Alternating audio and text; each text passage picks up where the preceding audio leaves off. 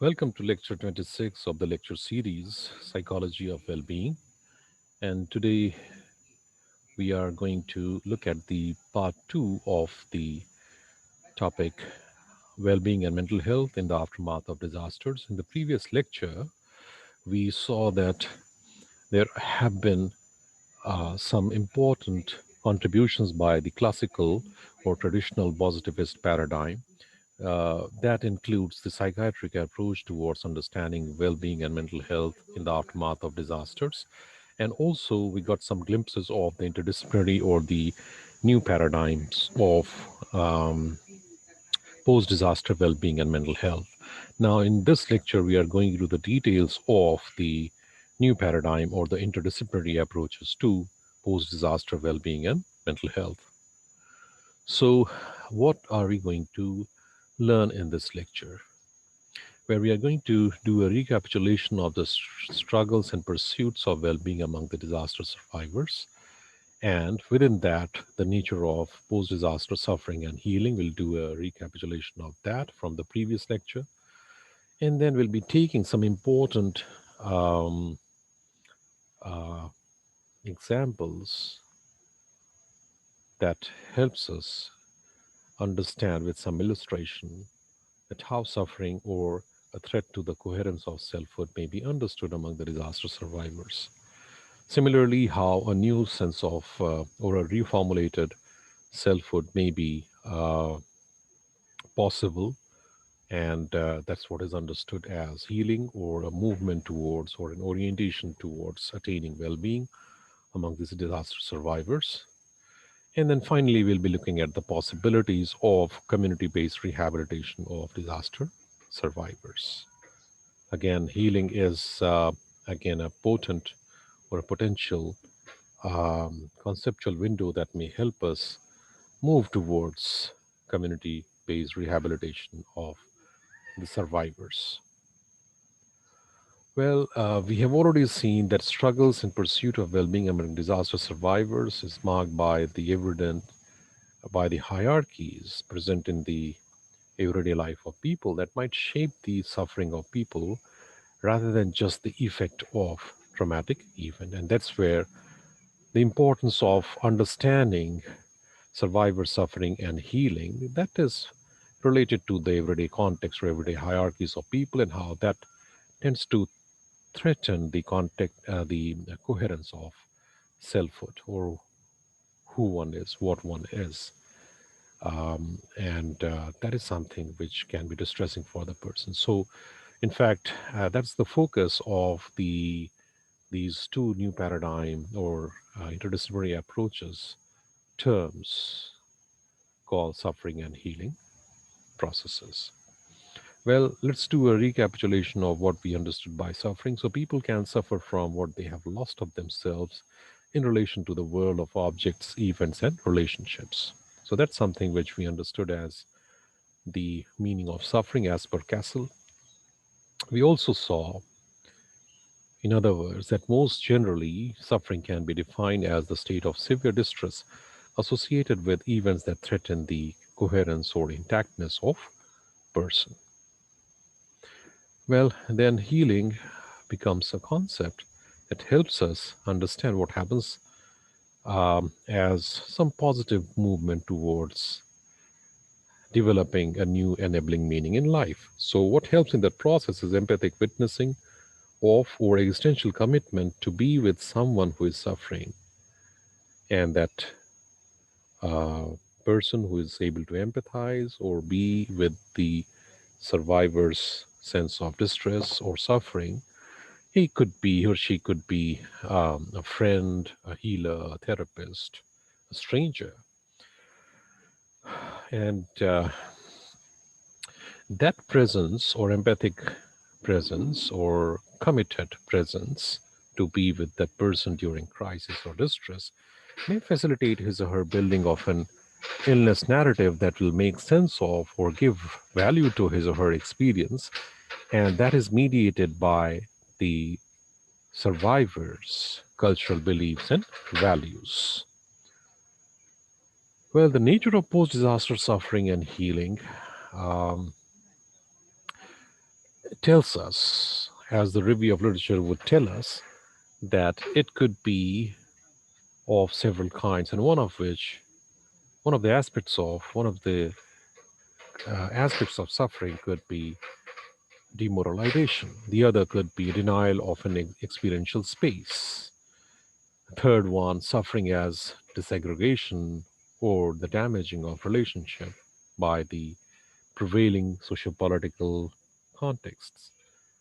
And nature of healing would involve how cultural beliefs, values, or symbols may facilitate enabling meaning in life that is also somewhere marked by the involvement of or the presence of a person who could empathize with the sufferer.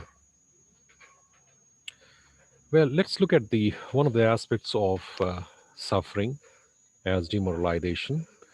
Well, this survivor suffering may arise from their ability to adhere to this, their inability rather, beg your pardon, to adhere to the socio-moral demands in the local moral worlds, such as such an experience of demoralization is consistent with Cassell's conception of suffering shaped within the cultural context.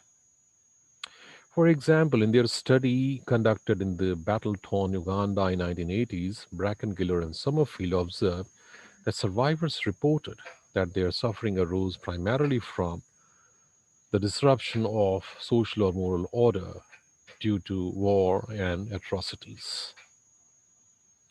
Well, they quote one of such survivors, a 28-year-old woman who witnessed her husband being killed in the army was unable to bury his body as she was forced to flee the area immediately with her children for fear that she herself would be killed. When she was able to return 6 months later, his body could not be traced. When she was seen by members of our team some 5 years later, she was still haunted by nightmares and feeling of shame because she had not been able to bury her husband according to the traditional rites. It was this aspect of her loss that she spoke most about when interviewed and which seemed to cause her most distress.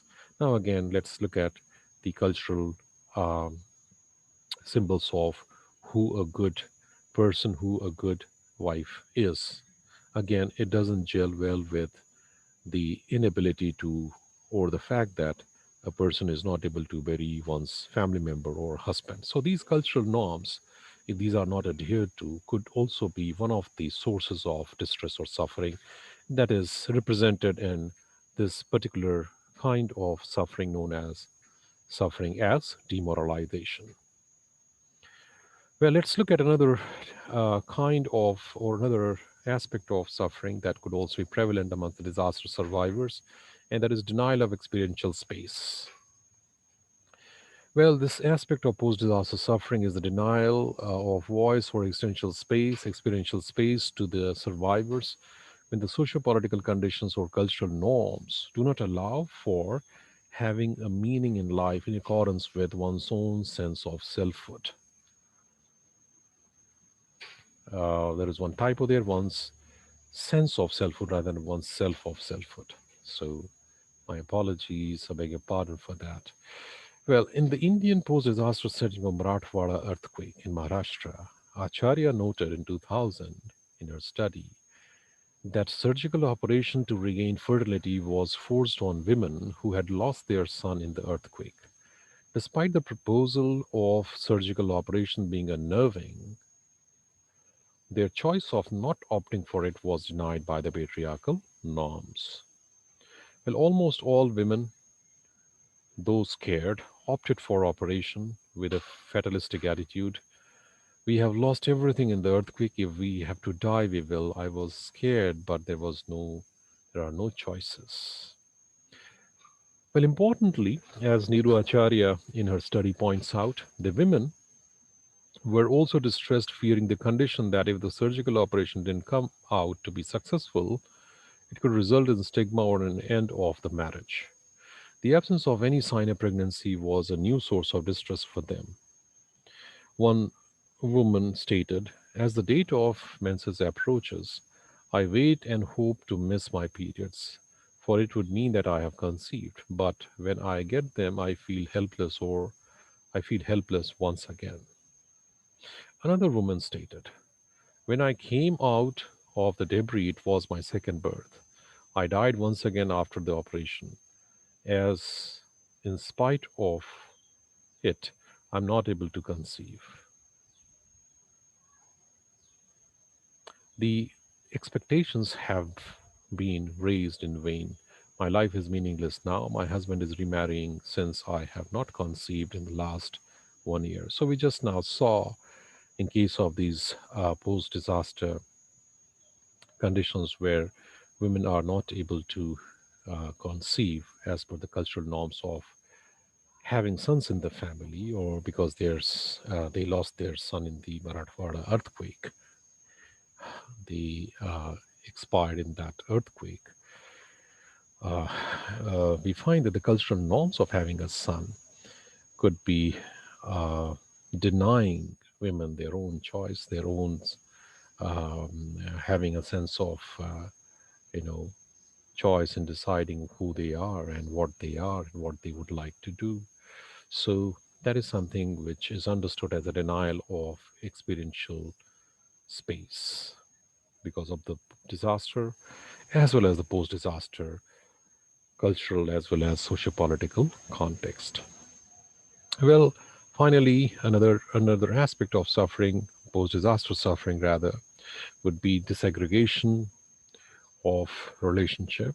That is, uh, a relationship being damaged, relationship being uh, destroyed, ruined, disfigured.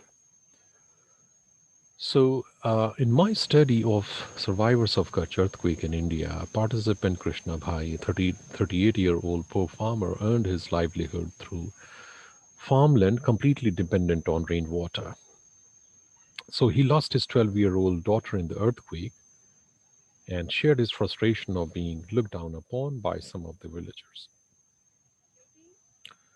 You must have noticed so many people playing cards near the chalk, referring to main tea point, the village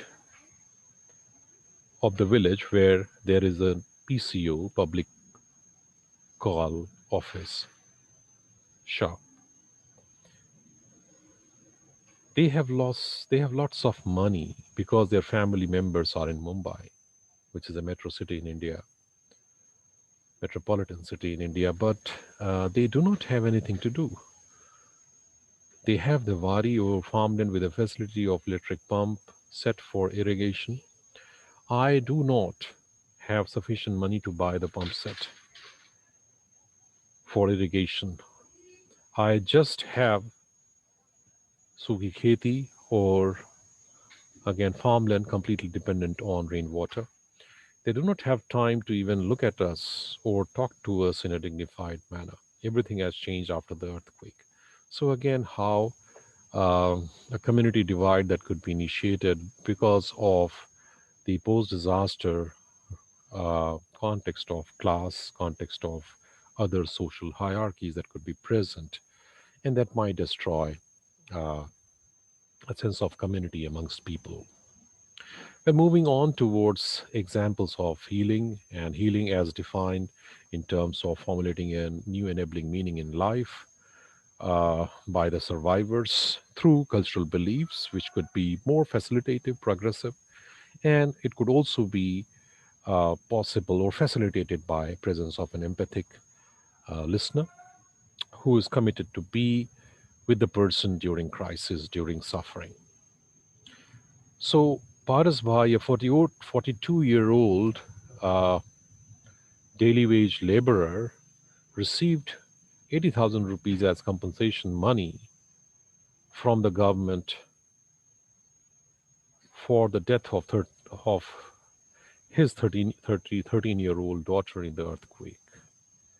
He added 20,000 rupees to this amount and used this sum to rebuild the bus stop of the village that was devastated in the earthquake. He shared that he did feel sad whenever he came across the bus stop, but at the same time, also felt motivated to carry out his karma, that is, internalized duty towards one's family, community, and other beings of nature, with compensation, with compassion towards all beings of nature. And he said, "The death of my beloved daughter showed to me that our lives and those of our loved ones won't last forever. Therefore, whatever time we have in this world, we must try to do whatever we can for the society and the humanity." Building the bus stop for the village was a small step in that direction. This is an example of how cultural beliefs, for example, karma may facilitate developing and enabling meaning in life amid suffering. We have come to an end of this lecture, which has taken us towards the contemporary interdisciplinary approaches to post disaster well being and mental health, with the help of insights from different types of suffering as well as experiences of healing. Thank you very much.